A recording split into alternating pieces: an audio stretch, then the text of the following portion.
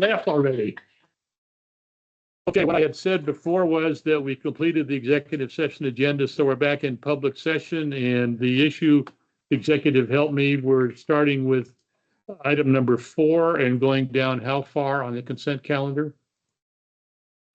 13 or through 10? 13. 4 through 13 is consent. Okay, colleagues, the items before us now on the public session agenda. It's filing penalties, consent calendar, items 4 through 13. Does anybody want to withdraw any of those individual items from the consent calendar? If so, now is the time. Hearing and seeing none, Vice Chair, a motion on the consent calendar, items 4 through 13. Mr. Chair, I move the commission approve the consent calendar as presented. You've heard the motion. Seeing no hands raised to talk about it, all in favor of the motion on the consent calendar, items 4 through 13, respond when your name is called. Commissioner Thompson. Aye. Commissioner Resendez Gutierrez. Aye.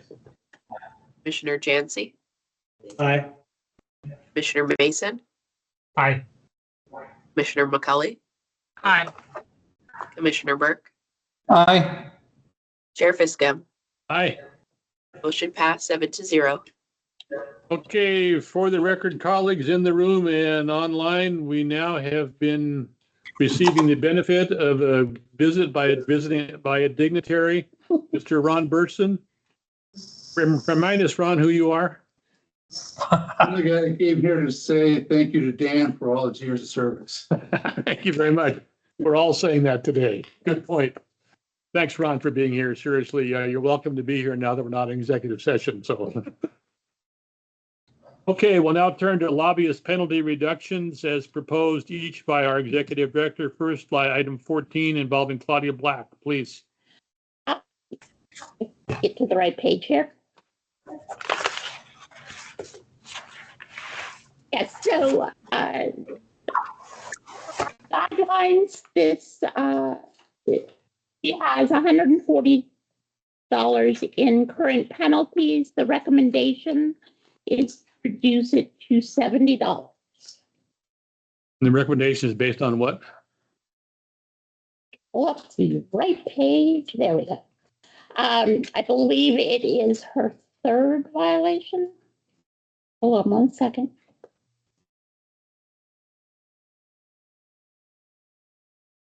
There we go. It's her 4th violation. So she paid prior ones, and then she had the commission reduce one of her previous violation penalties, and then she had new penalties. So as a 4th violation, our recommendation is to reduce it by 50%. I would say that I'm open to the consensus that might emerge here. I just know this lobbyist personally after many years. She's been around for a long time and she knows better, but I'll leave it at that. Vice Chair, you have a motion? Mr. Chair, I'd move for agenda item 14 in the case of Claudia Black that we accept the recommendation of a $70 fine. Thank you. You've heard the motion, colleagues. The motion is before us. Item 14, the administrator will call the roll, please.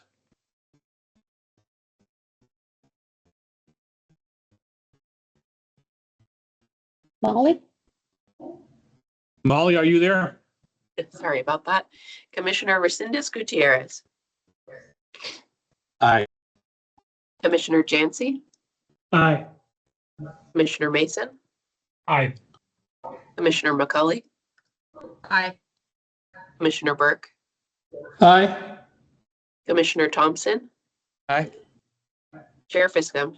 Aye. Motion passed 7-0.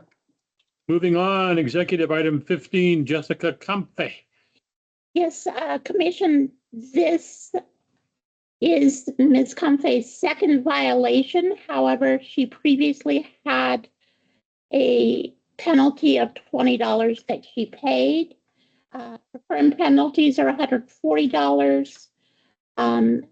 Per the matrix that we developed, my recommendation would be to reduce her penalties $10. Thank you. You've heard the recommendation. Vice Chair, please. Mr. Chair, with respect to item number 15, Jessica Comfey, I move that we accept the staff recommendation of a $10 fine. For the motion, the administrator will call the roll. Please, item 1.5, public session. Commissioner Resendez Gutierrez, Aye. Commissioner Jancy, Aye. Commissioner Mason, Aye. Commissioner McCully, Aye. Commissioner Burke, Aye. Commissioner Thompson, Aye. Chair Fiscom. Aye. Motion passed 7-0. Your colleagues, item 16 involving Mr. Brad Kiesling, executive, please. Yes, Commission, Mr. Kiesling has no prior violations, but has two current penalties. Q1 of 25, he incurred $5,000 in penalties, and Q2, he incurred $750. The recommendation is, because Q1 was a first violation, that he receive a letter of education, and then for Q2, that his penalty be reduced to $75. For the motion, questions, colleagues? Vice Chair, please. Mr. Chair, I have agenda item number 16, Brad Kiesling. I move we accept the staff recommendation of a letter of education for 2025 Q1 and a reduction to $75 for quarter 2. Thank you. You heard the motion. The administrator will call the roll. Item 1.6, please. Commissioner Jancy, Aye. Commissioner Mason, Aye. Commissioner McCully, Aye. Commissioner Burke, Aye. Commissioner Thompson, Aye. Commissioner Resendez Gutierrez, Aye. Chair Fiscom. Aye. Motion passed 7-0. You colleagues, moving on fairly quickly to lobbyist client penalty reductions, executive number 17, Equifax. Yes, Commission, they have no prior violations, but two current penalties, Q1 of 25 for $100 and Q2 of 25 for $550.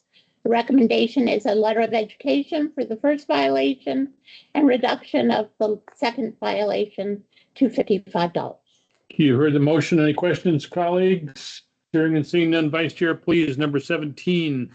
Thank you, Mr. Chair. With item number 17, Equifax, I move that we accept the staff recommendation of a letter of education for 2025 Q1 and a $55 fine for Q2. For the motion, colleagues, the administrator will call the roll. Item 1.7. Commissioner Jancy, Aye. Commissioner Mason, Aye. Commissioner McCully, Aye. Commissioner Burke, Aye. thank you, Commissioner Thompson, Aye. Commissioner Resendez Gutierrez, Aye. Chair Fiscom. Aye. Motion passed 7-0. You colleagues, moving on, item 18, Far West Agribusiness Association executive, please. Yes, this client has current penalties for Q2 of 25 of $140. They previously did have a violation, which they paid. Therefore, as a second violation, our recommendation is to reduce the penalty to $20. You've heard the motion. Any questions? Vice Chair, please. Item 18. Mr. Chair, I move item number 18, Far West Agribusiness Association, that we accept the staff recommendation of a $20 fine. Heard the motion. The administrator will call the roll, please. Item 1.8. Commissioner Mason, Aye. Commissioner McCully, Aye. Commissioner Burke, Aye. Commissioner Thompson, Aye. Commissioner Resendez Gutierrez. Aye. Commissioner Jancy, Aye. Chair Fiscom. Aye. Motion passed 7-0. Thank you. Item 19, executive, please. This is Latino Health Coalition. Yes. This was a third violation. Current penalties for Q2 of 25 is $750. Because it's a third violation, our recommendation is to reduce the penalty to $75. You've heard the recommendation. Questions? Hearing, seeing none. Vice Chair, please. Item 19. Mr. Chair, I move item number 19, the Oregon Latino Health Coalition, that we accept the staff recommendation of a $75 fine. For the motion, the administrator will call the roll, please. Item 19. Commissioner McCully, Aye. Commissioner Burke, Aye. Commissioner Thompson, Aye. Commissioner Resendez Gutierrez, Aye. Commissioner Jancy. Aye. That an aye. Oh, aye. Perfect. Commissioner Mason, Aye. Chair Fiscum. Aye. Motion passed 7-0. Colleagues, item number 20, Oregon RV Dealers Executive, please. Yes, this is a second violation, a second and a third violation. They had a past violation in 2023 and received a letter of education from the commission. Current penalties were $4,750 for Q1 of 25 and $200 for Q2 of 25. They, as you can see in their letter, asked that the commission extinguish everything and adopt policies requiring staff to immediately contact. All of that is made very clear when they sign up to EFS, that the penalties accrue daily. It is automatic. So anyway, my recommendation is for the Q1 of 25, the second violation, that the penalty be reduced to $475, and for Q2 of 25, that the penalty be reduced to $50. Thank you for the recommendation, for the report, pardon me. Any questions? Hearing and seeing none, the Vice Chair, please. Item 20. Mr. Chair, before I make the motion, out of an abundance of caution, the lobbyist for this organization also lobbies for the Kaiser Chamber, of which I serve on the board, and we co-chair the Government Affairs Committee together. It won't affect my ability to make a vote, but out of abundance of caution, I'm putting it on the record. We have no financial relationship. Thank you for that comment, and I would only add in an unrelated way, I also am aware of who the lobbyist is in this situation, and as a retired one of those lobbyists, I think that one of the best ways a lobbyist works is to make sure his or her client signs documents appropriately, because in many cases, the clients don't live in Oregon, are unaware of Oregon issues. And so the smart lobbyists are ones who make sure their clients file on time. That's my commercial for the moment. Hearing and seeing no other comments, Vice Chair, please. Item 20. Mr. Chair, item number 20, Oregon RV Dealers Association. I move we accept the staff recommendation of a 2025 Q1 reduction to $475 and a Q2 reduction to $50. For the motion, seeing and no questions, the administrator will call the roll. Item 20. Commissioner Burke, Aye. Aye. thank you. Commissioner Thompson, Aye. Commissioner Resendez Gutierrez, Aye. Commissioner Jancy, Aye. Commissioner Mason, Aye. Commissioner McCully, Aye. Chair Fiscum. Aye. Motion passed 7-0. You colleagues, moving on quickly to item 21, Playworks Pacific Northwest Executive, please. Yes, Commission, this was their first and second violations. So for Q1 of 25, the recommendation is a letter of education. And for Q2 of 25, the recommendation is to reduce the penalty to $45. Thank you. You've heard the recommendation. Questions? Vice Chair, please, a motion on 21. Oh, Mr. Chair, I move item number 21, Playworks Pacific Northwest, that we accept the staff recommendation, 2025 Q1, a letter of education, Q2 reduction to $45. You've heard the motion, colleagues. Administrator will call the roll. Item 21. Commissioner Thompson, Aye. Commissioner Resendez Gutierrez, Aye. Commissioner Jancy, Aye. Commissioner Mason, Aye. Commissioner McCully, Aye. Commissioner Burke, Aye. Chair Fiscum. Aye. Motion passed 7-0. Thank you, colleagues. Let's move on now to stipulated final orders consent calendar. My understanding, executive, is we consider these in block. We don't have to have individual reports any longer. Am I right? That is correct. All of these would be for letters of education. Thank you. Colleagues, anybody want to pull an item off of this list, numbers 22 through 29. 29? Hearing and seeing none, I'll accept the motion for approval of the stipulated final order consent calendar. Vice Chair, please. Mr. Chair, I move the commission approve the proposed stipulated final orders presented on the consent calendar as the final orders in these cases, and the chairperson be authorized to sign them as such. Thank you. And I would add just for the record that none of these persons indicated a desire to appear before us today. So we're now going to proceed to take a vote on the motion before us on the consent calendar for stipulated final orders. Administrator, please call the roll. Commissioner Resendez Gutierrez, Aye. Commissioner Jancy, Aye. Commissioner Mason, Aye. Commissioner McCauley, Aye. Commissioner Burke, Aye. Commissioner Thompson, Aye. Chair Fiskum. Aye.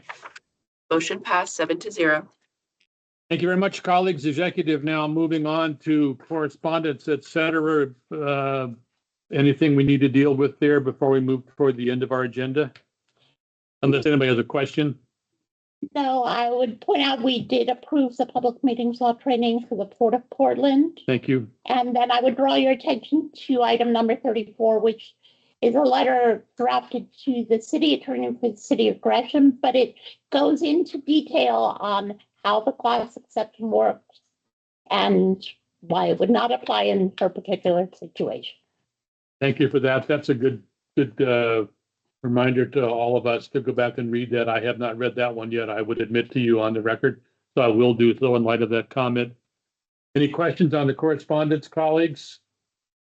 Hearing and seeing none, we'll now move to miscellaneous items. There's a commission advisory opinion motion to extend on page 118, executive. So the commission at its July meeting authorized us to issue a commission advisory opinion on its own motion relative to ORS and executive session exception ORS 49260 sub 2F.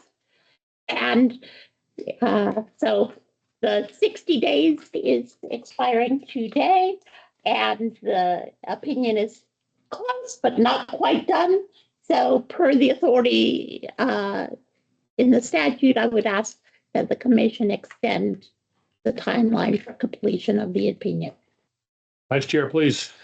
Mr. Chair, item number 38, case number 25521A, commission advisory opinion. I move we extend the time to complete that. For the motion, colleagues, administrator will call the roll. Item 38.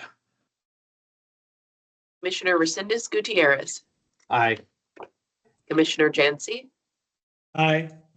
Commissioner Mason, Aye. Commissioner McCauley, Aye. Commissioner Burke, Aye. Commissioner Thompson, Aye. Chair Fiskum. Aye. Motion passed 7-0. Okay, moving forward and onward, colleagues. Anybody seen Ruth Sylvester? Is she in the room anywhere? Oh, there she is. Ms. Sylvester, it's your turn to make the trainer's report. Good afternoon, Commissioners. Trainer Ruth Sylvester for the record. Hello, everyone. You'll notice from the report that we had a variety of public meetings law trainings over the rest of our summer, including the fire district in Nestucca and the City of Florence and the Florence Urban Renewal Agency. Our webinars are ramping up again here in the fall. And in addition to still offering a weekly webinar on public meetings law, we're also offering some additional trainings in the evenings in public meetings law during the fall so that more folks can come to an evening webinar.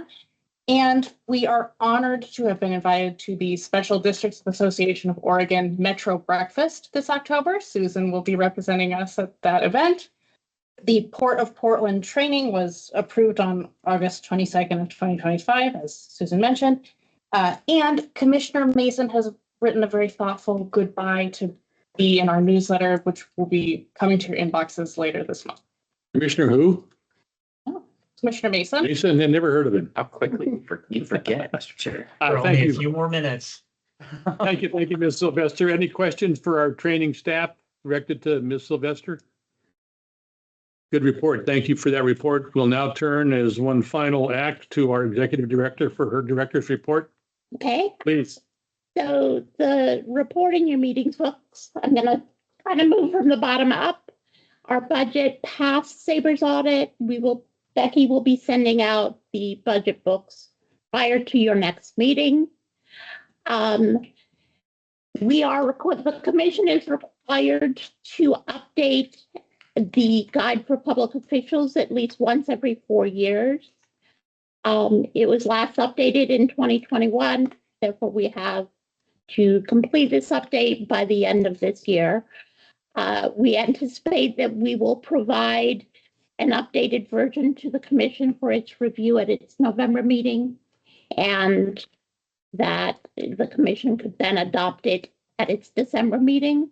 For the most part, the focus of the review, other than some specific updates, has been to make the guide for public officials more accessible, more plain language, cut down on Susan's legalese. And then upcoming, you should have received an email from Bev with a best practices survey. It's a requirement for our key performance measures. Please complete the survey by the deadline of next week. And if you have questions, reach out to Becky. And then highlighting that come December, you will be completing my annual performance review, and in the December meeting, need to elect chair and vice chair. And so that then brings me to the top of it, which is this is Commissioner Mason's final meeting. He, along with Chair Fiscom, are the first two commissioners to serve 2 consecutive terms, because that law changed back in 21. Dan, as I said in my report, he's always been very thoughtful, and personally, it is going to be very strange for me not having Dan on, and then eventually not having Fiscom, and at some point not having Burke on, because all 3 of you have been on the commission since I started. So I remember going to that very first meeting downstairs, and the 3 of you were there, and so you've kind of been here all along. It's going to be a very strange experience. The other thing I would say with Dan is that he has been very sort of encouraging. Like when I've had questions after becoming chair, I've had conversations with him, and he's been very helpful and encouraging as I made that transition. And I very much appreciate that. Director Burson, please come to the table. Oh, wow. You got to sit in the hot seat for a minute because I know you want to talk about Commissioner Mason, so please proceed in any way you choose. Hi, Dan. The Legends of the Fall in for the last meeting. I love it. Thank you. Well, the story that always comes about with Dan, with me, was the first time I met him in one of the chambers there at the Capitol for him to get put onto the commission. And I'd never met him before, and I sat down and introduced myself. And he says, "I don't think I'm going to get through. People are telling me that I've made the wrong people mad, and they're not going to vote me through." And I said, "It'll be okay.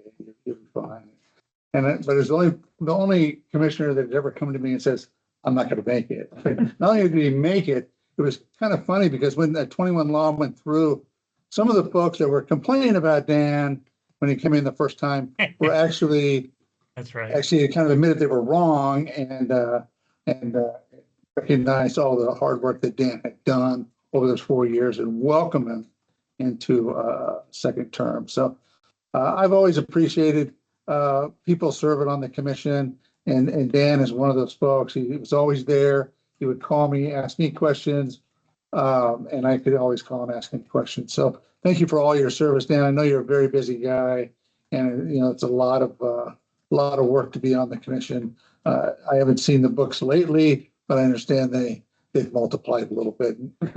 So you basically every month you're getting another version of Moby Dick to have to read. You know? So thank you again, Dan. I thank hope you. to see you in the future, and nothing but great things for you. No, thank you. And I just want to say, because I No, was. wait. Dan, we'll give you the last word in a minute, but not quite. Okay. Close, but not quite. I made a few comments earlier in my remarks at the start of the meeting, but it's been a privilege for me to serve with Dan for 8 years. He and I came on about the same time, and we'll leave roughly the same time.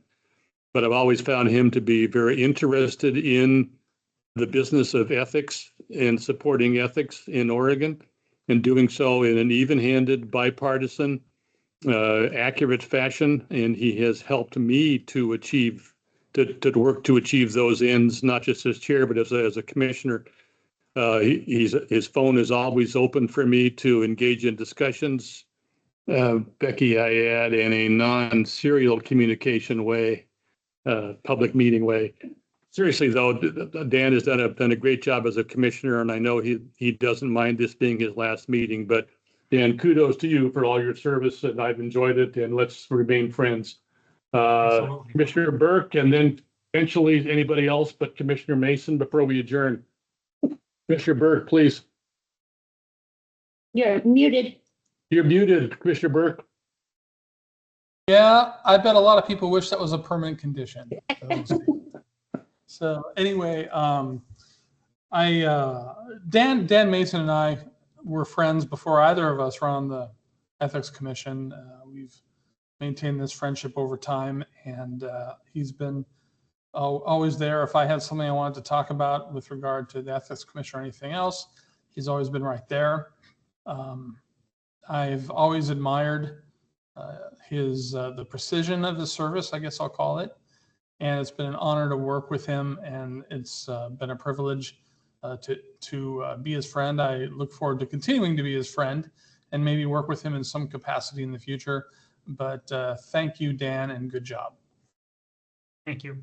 Thank you, Commissioner. Commissioner Mason, please, you have finally something you've always wanted, which is the last word. So please have it.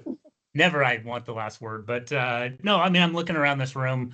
First of all, thank you, Ron Burson. I appreciate the words. You know, I'm a very loyal person, and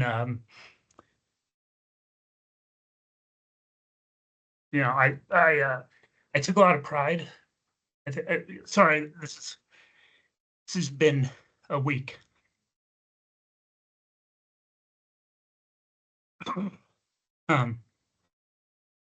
It's funny because I went to high school with Alicia. I mean, we went to a high school of 300 kids, and how not close to the Portland Metro, not close to Salem, we end up on the same commission. Peter Jancy, I know I've crossed his path 15 years ago. Richard, I managed an apartment community where he lived at 18 years ago. Fiscum, you know, I was a candidate for the legislature, you know, over a decade ago, where I first met Fiscum, and obviously I was there for the directors for Suzanne Meyer's first day of work. And then with Burson, yeah, the first meeting, I'm like, well, I'm not going to make it. I mean, the word is that the majority party does not want to let me get through the Senate confirmation hearing. And obviously, the word has it that Mike McLean and Peter Courtney had a conversation about my political involvement in the future being limited and not using this commission as a stair stepper into something else, and that agreement would allow me to go through, which was ironic because I just, you know, lost a legislative, you know, run, and I'm like, I think these guys think my political aspirations are a lot brighter than I do.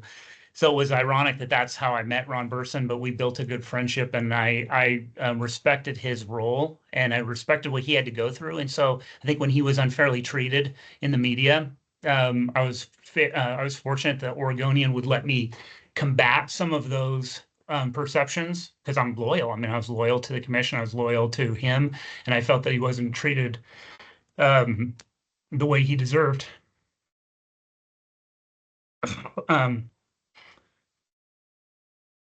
You know, Fiscum, I'm so glad that Chair Fiscum was my vice chair, and I didn't have to follow him, because he's definitely set a high bar. But I think it was about 4.5 years ago, I was getting ready to testify on for the House on some of these law changes that ironically Chair Fiscom and I would benefit from. And my wife went into labor. And I was like, hey, Fiscom, I got a little situation I need you to cover. And he jumped in within 20 minutes and was able to do the testifying while I went to the hospital. So got a lot of memories. Yeah, I can't believe I'm this emotional.